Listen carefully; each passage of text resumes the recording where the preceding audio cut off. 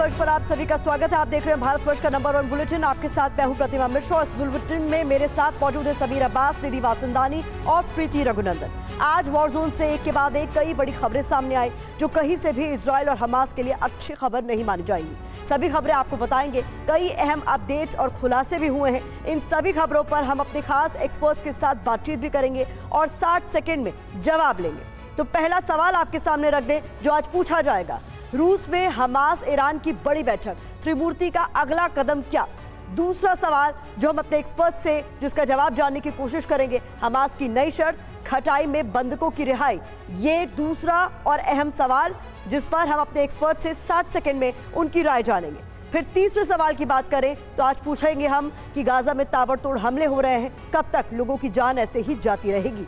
चौथे सवाल में हम पूछेंगे हमास के टॉप कमांडर्स को मारने के पीछे की रणनीति आखिरकार क्या है?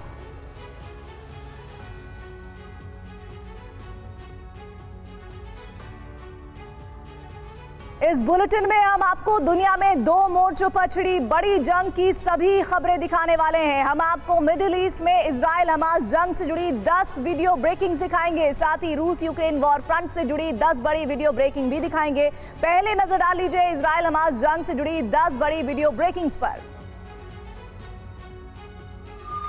बड़ी खबर आ रही है, इजराइल पर हमास का भीषण हमला हुआ है। हमास ने गाजा से दागे हैं दर्जनों रॉकेट। इजराइल के कई शहरों पर एक साथ हमला हुआ है। इजराइल ने हमास के हमलों को नाकाम किया है।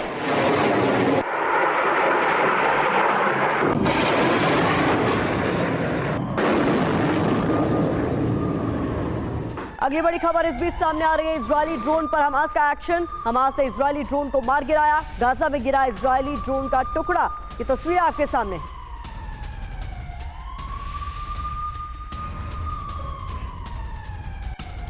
और अगली बड़ी खबर, वेस्ट बैंक में शरणार्थी शिविर पर हमले का किया गया है दावा। पानी की पाइपलाइन पर भी हमला किया गया है। इस हमले का वीडियो भी सामने आया।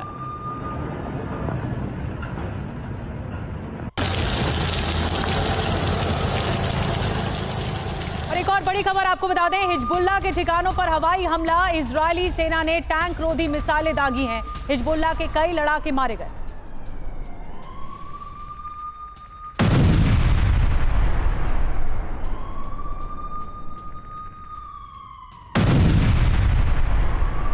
पांचवी बड़ी खबर आ रही है, इजरायली हमले में तबाह हुआ गाजा। बड़ी जानकारी इस वक्त, गाजा की तबाही की तस्वीर सामने आ गई है। हमले के बाद खंडहर में तब्दील हो गया है गाजा। चारों तरफ तबाही और बर्बादी की तस्वीर है। रशियन मीडिया ने जारी की है ये तबाही की तस्वीरें।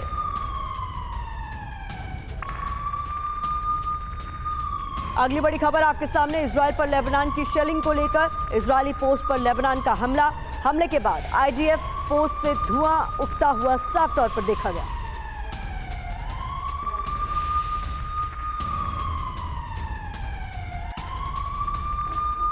और अगली बड़ी खबर, जंग के बीच ईरानी सेना ने की है बड़ी तैयारी। ईरानी सेना का कल से बड़ा युद्धाभ्यास। सैन्य अभ्यास को इख्तिदार 1402 का नाम दिया गया। मध्य ईरान के नसराबाद में युद्धाभ्यास।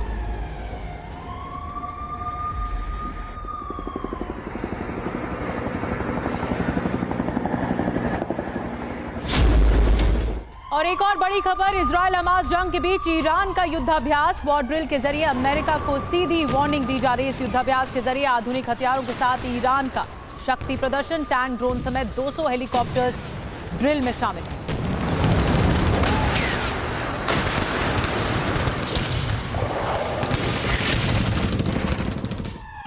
नौवीं बड़ी जानकारी ये मिल रही है कि तेल अवीव पर हमास ने सैकड़ों रॉकेट दागे हैं। आसमान में दिख रहे रॉकेट की लगातार संख्या बढ़ती जा रही है। आयरन डोम ने हमले नाकाम भी कर दिए हैं।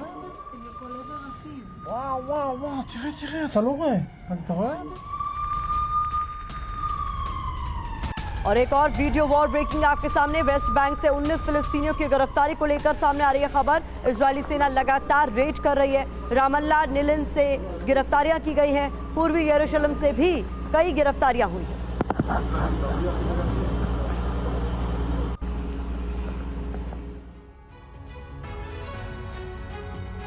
और बेहद अहम खबर आ रही है तेल अवीव से। तेल अवीव पर अभी अभी एक बड़ा हमला हुआ है। हमास ने तेल अवीव पर दागे हैं रॉकेट। हमास ने रिहायशी बिल्डिंग्स को तेल अवीव की निशाना बनाया है। हमले में 3 इमारतें क्षतिग्रस्त हो गई हैं और आग लग गई है। हमले में 3 नागरिकों के घायल होने की खबर भी सामने आ रही है। ये देखिए हमले के बाद की तस्वीरें आपके सामने हैं, किस तरह से हमास की तरफ से ये रॉकेट छोड़े गए, तेल अवीव को निशाना बनाया गया। और खास बात यह है कि रिहायशी इमारतों पर ये रॉकेट मारे गए हैं, जिसके बाद बिल्डिंग में आग लग गई है। कई नागरिक घायल बताए जा रहे हैं इस हमले के बाद। ये तस्वीरें तेल अवीव की आपके सामने हैं। हमास की तरफ से यहां दागे गए हैं रॉकेट।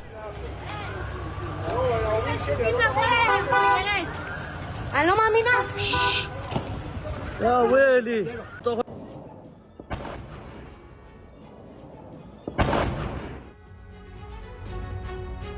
और एक और बड़ी खबर, इजराइल वॉर के बीच रूस, ईरान और हमास की मीटिंग चल रही है। बैठक में युद्ध की रणनीति पर चर्चा हो रही है। मीटिंग में अमेरिकी मदद और एक्शन पर भी चर्चा।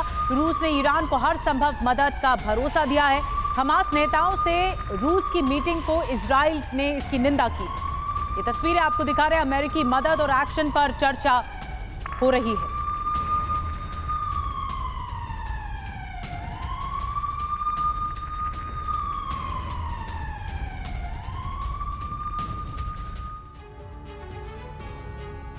इजराइल अमेरिका के खिलाफ रूस में रणनीति की बात की जा रही है। दरअसल मॉस्को में रूस के विदेश मंत्री से मिले हैं ईरान के विदेश मंत्री अली बखेरी कानी, जिसकी जानकारियां सामने आई है। तो ये तस्वीरें भी महत्वपूर्ण हो जाती हैं। ये अहम मुलाकात है और इस पे क्या कुछ निकला उसके पॉइंटर्स आपके सामने हम रख रहे हैं। जल्दी से आपको बता देते हैं, मॉस्को में रूस के विदेश मंत्री से मिले ईरान के विदेश मंत्री अली बघेरी कानी, जैसा कि हमने आपको बताया। इसके अलावा कुछ और जानकारियां भी निकलकर सामने आ रही हैं। बताया जा रहा है कि हमास का इंटरनेशनल चीफ मौसा अबू मरजौक भी मीटिंग में मौजूद।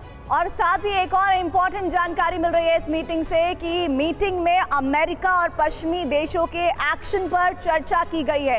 यानी उनका टारगेट किस तरह से रहा है, उनका रोल क्या रहा है, उस पर डिटेल चर्चा हुई है। साथ ही रूस, ईरान और हमास की गठजोड़ से मिडिल ईस्ट में तनाव बढ़ता हुआ नजर आ रहा है। तो इस पर भी सभी की निगाहें टिकी हुई हैं कि आगे आने वाले दिनों में और क्या कुछ हो सकता है, पर्टिकुलरली मिडिल ईस्ट के एरिया में। और साथ ही एक और जानकारी आप तक पहुंचा दें, रूस, हमास, ईरान, अगर ये गठजोड़ हो जाता है तो इसका परिणाम क्या होगा, ये भी समझने की जरूरत है। 2 बड़े यूएस विरोधी हमास के साथ हो जाएंगे।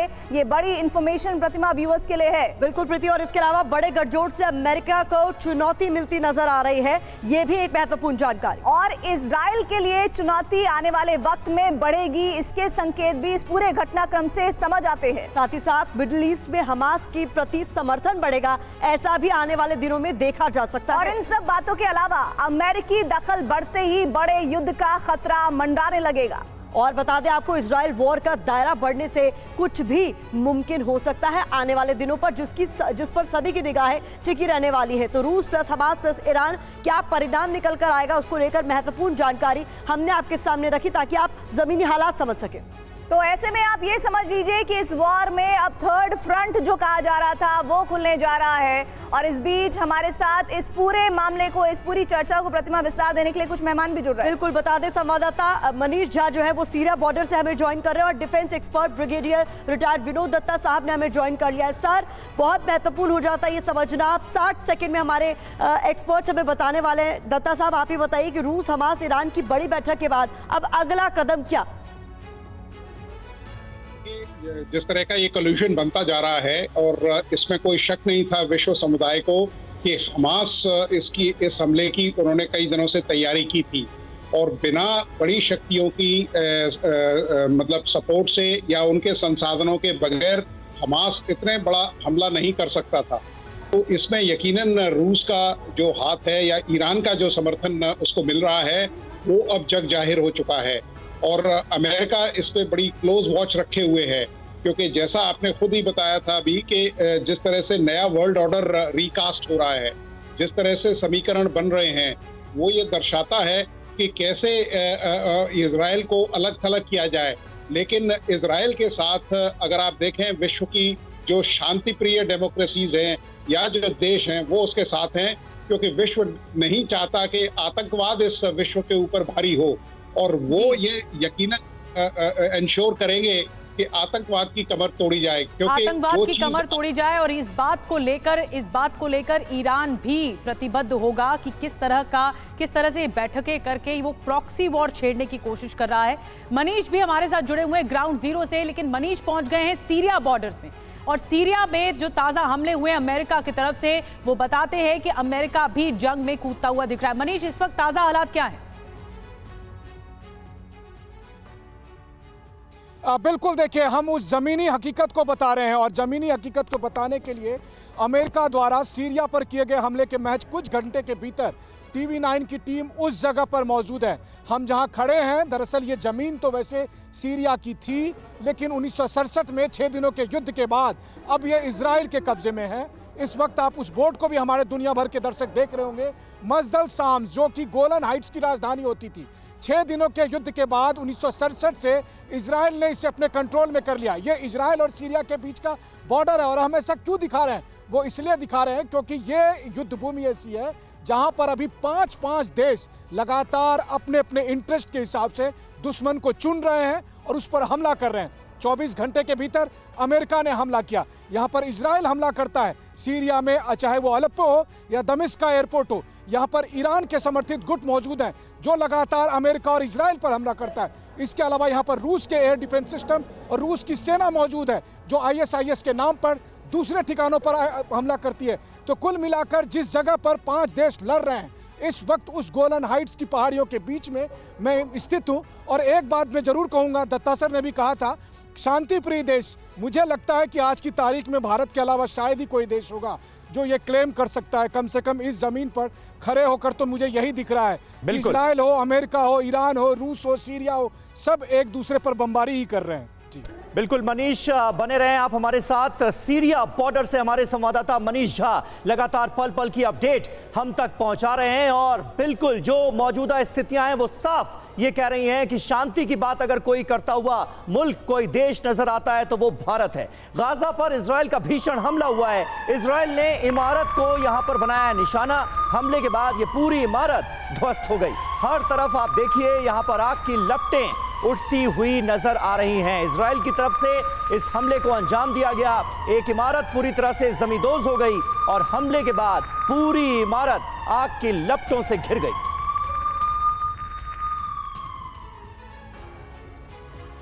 और एक और बड़ी खबर मिल रही है, वेस्ट बैंक में इजरायली सेना की रेड हुई है। जेनिन में हमास लड़ाकों पर एक्शन हुआ है। 2 हमास लड़ाकों के मारे जाने का दावा किया जा रहा है। 12 से ज्यादा लोग इस मामले में गिरफ्तार किए गए।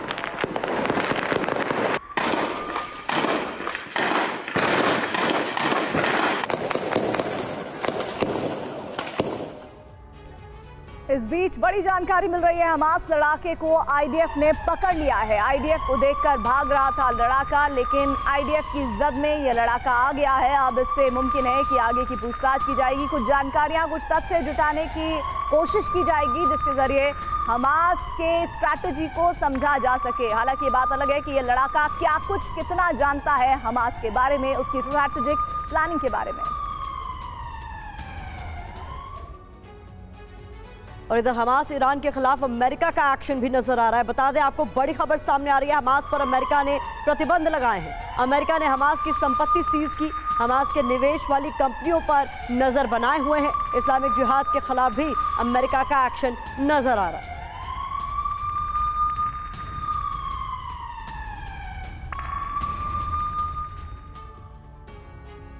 और इस बीच हमास के एक कैद में जो बंधक मौजूद हैं उन्हें लेकर एक बड़ी खबर आ रही है। गाजा युद्ध रुकने पर ही बंधकों की रिहाई मुमकिन होगी। रूस गए हमास प्रतिनिधि मंडल के सदस्य ने यह बयान दिया है। हमास के कब्जे में 200 से ज्यादा बंधक अब भी मौजूद हैं। इससे पहले ईरान के हवाले से यह खबर सामने आई थी कि हमास इस बात के लिए राजी हो गया है कि वो सभी बंधकों को तेहरान के हवाले कर देगा, यानी ईरान भेज देगा। लेकिन अब ये नई जानकारी सामने आ गई है। रूस गए हमास प्रतिनिधिमंडल के सदस्य ने यह दावा किया है कि जब तक गाजा युद्ध रुक नहीं जाता तब तक बंधकों की रिहाई मुमकिन नहीं है।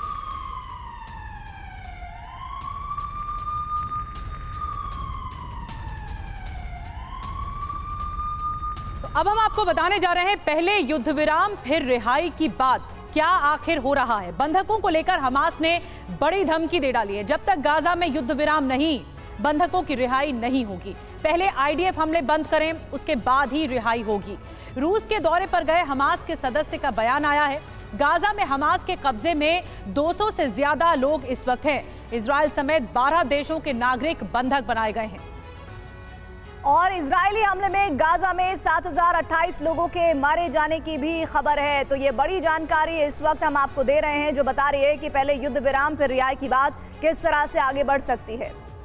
और एक बार फिर से दत्ता साहब का रुख कर लेते हैं। दत्ता साहब, आप अभी बात कर रहे थे, जिस बात का जिक्र अभी मनीष ने भी किया, कि शांति प्रिय देश की अगर हम बात करें तो इस वक्त शांति प्रिय देश अगर कोई है तो वो भारत है। लेकिन मौजूदा वक्त में इस इनिशिएट को आगे लेने के लिए कोई और देश आपको दिख रहा है जो हालात को बेहतर तरफ, सकारात्मक तरफ मोड़ सके?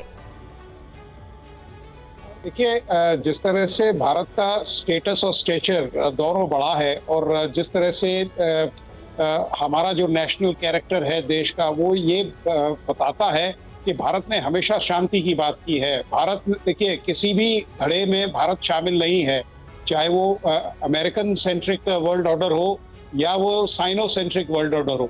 तो भारत ने हमेशा जो अपना जो रवैया है वो रखा है और भारत ने हमेशा विश्व शांति के लिए अपने प्रयास किए हैं। और आप देखिए, रूस और यूक्रेन वॉर में भी अगर कोई देश जो समझौता करा सकता था वो था इंडिया, लेकिन वो चाइना को मंजूर नहीं था और रशिया की चाइना की तरफ उसका झुकाव था या रुझान था।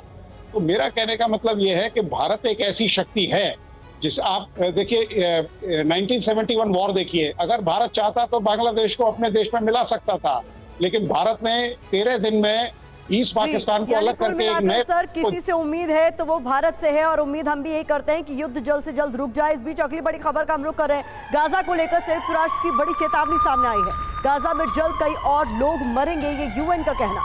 गाजा में लगातार हालात बिगड़ते जा रहे हैं। इस बीच यूएन की बड़ी चेतावनी सामने आई है गाजा को लेकर कि कई और लोगों के मारे जाने की आशंका गाजा में है।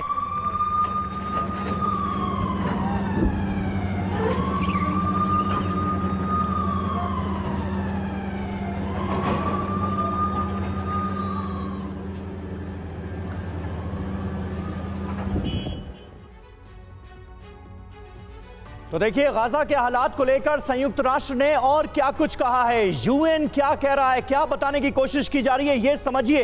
यूएन दरअसल वार्निंग दे रहा है। गाजा में त्राहिमाम मचा हुआ है। गाजा की घेराबंदी से मौत का आंकड़ा तेजी से बढ़ेगा, ये बताया गया है। जी, और गाजा में दवाएं खत्म हो रही हैं, भोजन पानी यानी खाना पानी नहीं मिल रहा है। ये एक सबसे बड़ी चुनौती भी है, लेकिन यूएन की चेतावनी सामने आई है। अगला पॉइंटर ये है कि गाजा में लोग सिर्फ बम और हमलों से नहीं मर रहे हैं, बाकी वजहों से भी, यानी गाजा में जो बुनियादी चीजें, बुनियादी सुविधाएं हैं, वो तक चरमरा रही हैं। ये सबसे बड़ी चुनौती है। बिल्कुल, और यूएन आगाह कर रहा है इसके लिए, लेकिन इससे कोई फर्क नहीं पड़ रहा है। यूएन सिर्फ आगाह कर रहा है, इससे ज्यादा वो कुछ कर भी नहीं सकता। कुछ दिनों में बड़ी मदद नहीं मिली तो बड़ी त्रासदी तय है। यूएन इसे लेकर चेता रहा है, लेकिन यूएन की सुन कौन रहा है? अस्पतालों में हर दिन 1,60,000 लीटर ईंधन की जरूरत है और ईंधन की कमी की बात लगातार फिलिस्तीनी मीडिया की तरफ से कही जा रही। जी हाँ, तो ये लगातार ये सामने आ रहा है कि गाजा में त्राहिमाम मचा हुआ है। एक और बड़ी खबर इस बीच बता दें आपको, इजरायली हमले में हमास का कमांडर ढेर हो गया है। हमास कमांडर मिदहत मुबाशेर ढेर कर दिया गया। वेस्ट बैंक के खान यूनिस पर इजराइल का हवाई हमला हुआ है। हमास के ठिकाने पर बारूदी बारिश हुई है। पिछले 24 घंटे में हमास के 6 कमांडर ढेर कर दिए गए। बहुत बड़ा झटका हमास को लगातार नुकसान पहुंचा रहा है इजराइल।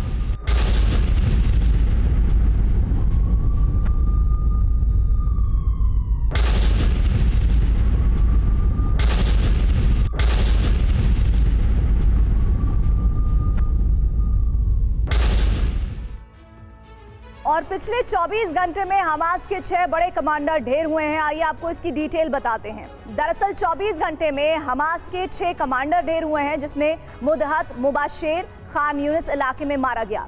इजरायली बस्तियों पर हमले का इस पर आरोप था। इसके अलावा हसन अल अब्दुल्ला हमास के रॉकेट यूनिट का हेड था। ये खान यूनिस इलाके में इसे भी इजरायली फोर्सेस ने कर दिया ढेर। इजराइल पर रॉकेट अटैक्स जो लगातार हुए उसकी जिम्मेदारी भी इसी की थी। रफत अब्बास दाराज तुवाफ बटालियन का कमांडर था, हमास के बड़े कमांडरों का करीबी था और 7 अक्टूबर के हमले में प्रमुख की भूमिका इसने निभाई थी, यह भी मारा गया। इसके अलावा इब्राहिम जेदेवा ये दाराज तूफा बटालियन का डेप्यूटी कमांडर था, लड़ाकू विमान चलाने में माहिर माना जाता है। 7 अक्टूबर के हमले में इसकी भूमिका काफी बड़ी थी, इसे भी कर दिया गया है ढेर। साथ ही तारेक मारूफ दाराज बटालियन का सपोर्ट कमांडर था और लड़ाकू विमानों के इस्तेमाल की जिम्मेदारी इसी पर थी। 7 अक्टूबर के हमले में इसकी भी प्रमुख भूमिका रही थी। तो बता दें आपको, हमने बहुत महत्वपूर्ण जानकारी आपके सामने रखी है। इस बीच खबर यह भी सामने आ रही है कि इजरायली फोर्स ने अपनी खुफिया विंग शिन बेट के साथ मिलकर हमास के इन कमांडरों को ढेर किया है। उनको लेकर जानकारी हम दे रहे हैं। शिन बेट के बारे में जानकारी आपके सामने, आईडीएफ की सीक्रेट शिन बेट। बता दें क्या है शिन बेट? इजराइल की एलीट कमांडो यूनिट है शिन बेट। इसके अलावा काम क्या करती है तो समझ लीजिए, दुश्मन की टोह लेना इनका काम है, हमले के लिए ग्राउंड तैयार करना इनका काम है और दुश्मन पर अचूक वार भी ये करते हैं। बिल्कुल, और ये बहुत बड़ी ताकत मानी जाती है इजराइल की सीमा के बाहर लक्ष्य निर्धारण में भी इन्हें महारत हासिल है। इसके अलावा जो मौजूदा युद्ध चल रहा है उसमें इनकी भूमिका को समझिए। हमास के ठिकानों पर अटैक किए जा रहे हैं, कमांडो मिशन को अंजाम देना और बंधकों की सुरक्षा का जिम्मा, वो बंधक जो कि इस वक्त हमास की कैद में हैं, उनकी सुरक्षा का अहम जिम्मा भी इन्हीं के पास है। और एक और बड़ी खबर इस बीच मिल रही है। आपको बता दें कि इजराइल की गाजा में बमबारी जारी है। 7,000 से ज्यादा लोगों के मरने का दावा किया जा रहा है। फिलिस्तीनी स्वास्थ्य मंत्रालय ने ये आंकड़े जारी किए हैं।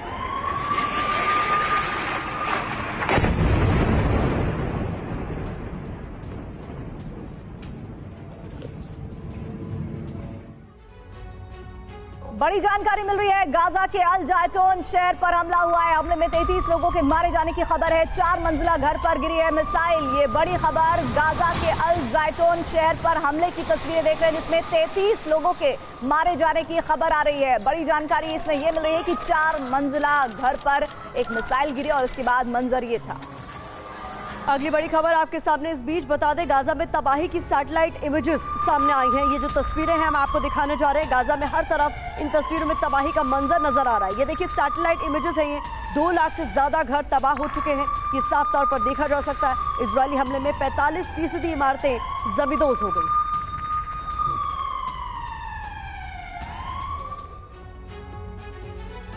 और अब आपको सैटेलाइट तस्वीरों के जरिए बताते हैं कि गाजा में किस कदर विध्वंस हुआ है। गाजा की जो सैटेलाइट इमेजेस अब सामने आई हैं वो दिल दहला देने वाली हैं। लगातार हमले जारी हैं, 2 लाख घर तबाह हो गए हैं, 45% इमारतें अब तक जमींदोज हो चुकी हैं, अस्पताल और स्कूल भी निशाना बने हैं। 7,000 से ज्यादा लोगों की जान गई है और जो नॉर्थ गाजा के तमाम इलाके हैं वो तो पूरी तरह से बर्बाद हो चुके हैं, खंडहर में तब्दील हो चुके हैं। पहले और अब की तस्वीरें, एक नंबर, हाँ, पहले और अब की तस्वीर दिखा रहे हैं। और इस्बित इलाका, ये उत्तरी गाजा का, जहां पर आप देख रहे हैं तबाही कैसे, पहले का हालात क्या है और अब के हालात क्या है। पूरी तरह से ये इलाका खाली हो चुका है। घनी आबादी वाला इलाका था लेकिन पूरी तरह से देखिए ये कैसे नेस्त नाबूद हो गया। तीसरे नंबर की तस्वीर आपको दिखा रहे हैं। 1, 2, 3 तस्वीरें आपको दिखा चुके हैं। चौथी तस्वीर दिखा रहे हैं। पहले किस तरह से ये देखिए इमारतें नजर आ रही हैं, लेकिन उसके बाद ये पूरा इलाका तहस नहस। और ये अल करामा इलाका है नॉर्थ गाजा का, जिसकी तस्वीरें आपके सामने हैं पहले और बाद की। और इसी के साथ ही बड़ी जानकारी एक और मिल रही है। खबर ये आ रही है कि रूस यूक्रेन जंग में यूक्रेन पर रूस को लेकर बड़ा अटैकिंग मोड अपनाया गया है। खबर इस बीच ये कि यूक्रेनी सैनिक की भीषण गोलीबारी हुई है। ट्रेंच में छिपकर गोलीबारी कर रहा है सैनिक, बाखमुत में रूसी सैनिकों पर कर रहा है फायरिंग, जिसकी तस्वीरें कैमरे में कैद हो गई हैं। बाखमुत में रूसी सैनिकों पर बरसाई गई हैं गोलियां। और इधर बड़ी खबर यह भी कि वॉर जोन में रूस को बड़ा झटका लगा है। यूक्रेन ने रूसी टैंक को निशाना बनाया, आगे बढ़ रही रूसी टैंक को टारगेट किया गया। ड्रोन हमले में टैंक के परखच्चे उड़ गए, तस्वीरों में साफ तौर पर देखा जा सकता है। और अगली बड़ी खबर, यूक्रेनी सैनिक पर रूस का भीषण हमला। रूसी हमले में यूक्रेनी सैनिक देखिए कैसे हो गया ढेर। हमले की फिराक में था ये यूक्रेनी सैनिक। रूस के हमले के बाद भागते दिखे कई सैनिक। और एक और बड़ी खबर, बाखमुत में रूस का जबरदस्त हमला। रूस ने यूक्रेनी आर्म व्हीकल को तबाह कर दिया। कॉर्नेट PTRK से रूस ने किया हमला। रूस ने जारी किया हमले का वीडियो। बड़ी खबर आ रही है, अटैक से यूक्रेन का बड़ा हमला हुआ है। लुहांस्क में रूसी ठिकानों को टारगेट किया गया है। हमले के बाद उठा है धुएं का भारी गुबार।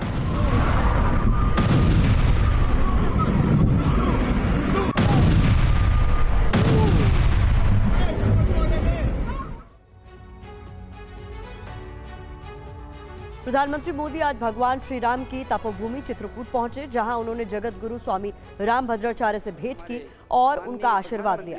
उन्होंने जगत गुरु की लिखी 3 पुस्तकों का इस मौके पर विमोचन भी किया। प्रधानमंत्री श्री सदगुरु सेवा संघ ट्रस्ट के कई कार्यक्रमों में भी शामिल हुए। उन्होंने तुलसी पीठ और कांच मंदिर में भी पूजा अर्चना की।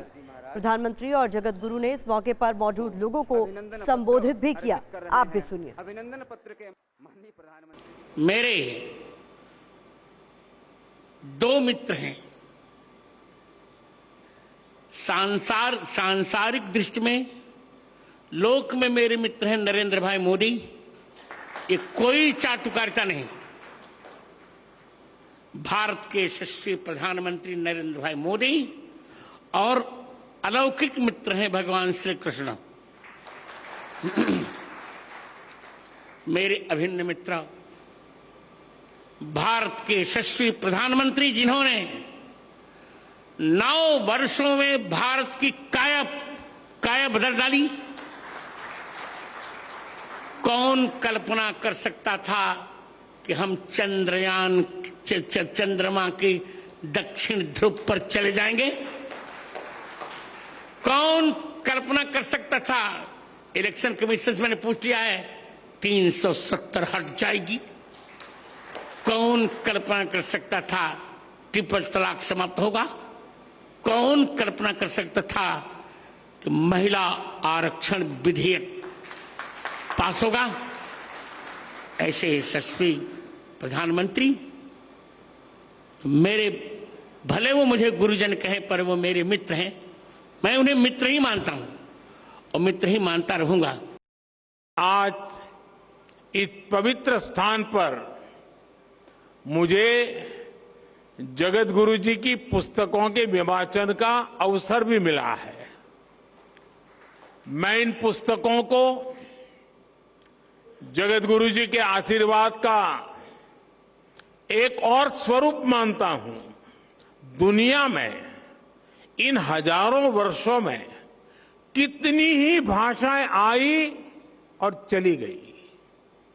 नई भाषाओं ने पुरानी भाषाओं की जगह ले ली, लेकिन हमारी संस्कृत आज भी उतनी ही अक्षुण्ण, उतनी ही अटल है। संस्कृत समय के साथ परिष्कृत तो हुई, लेकिन प्रदूषित नहीं हुई। इसका कारण संस्कृत का परिपक्व व्याकरण विज्ञान है।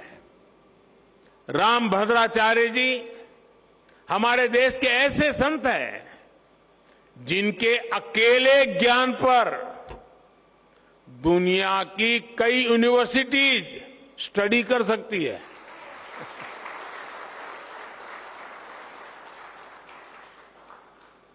बचपन से ही भौतिक नेत्र न होने के बावजूद आपके प्रज्ञा चक्षु इतने विकसित हैं कि आपको पूरे वेद वेदांग कंठस्थ है।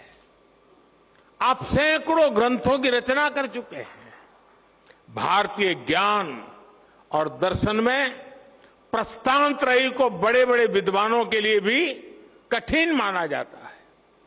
जगत गुरु जी उनका भी भाष्य आधुनिक भाषा में लिख चुके हैं।